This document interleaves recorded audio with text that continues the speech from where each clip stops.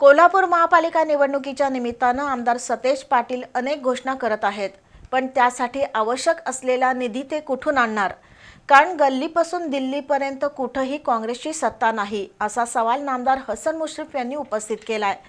दुसरीकडे महायुतीच्या कामकाजावर राज्यातील जनता समाधानी आहे, त्यामुळे कोल्हापूर महापालिकेत आता महायुती निवडून येणार हे सांगायला ज्योतिषाची गरज नाही, असंही नामदार मुश्रीफ म्हणाले। प्रभाग क्रमांक 19 मधील महायुतीच्या उमेदवारांच्या प्रचार सभेत ते बोलत होते।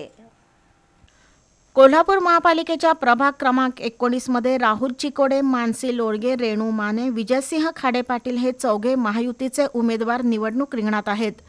त्यांच्या प्रचारासाठी नामदार हसन मुश्रीफ आणि खासदार धनंजय महाडिक यांची रायगड कॉलनी चौकात विजय निर्धार सभा झाली। यावेळी बोलताना नामदार मुश्रीफ यांनी काँग्रेसवर कडाडून हल्ला चढवला।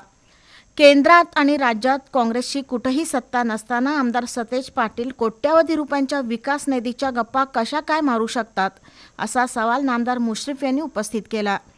तर खासदार धनंजय महाडिक यांनी केंद्र आणि राज्यातील भाजप सरकारनं केलेल्या विकास कामांचा आढावा घेत महायुतीचा विजयरथ आता कुणीही रोखू शकणार नाही, असं स्पष्ट केलं।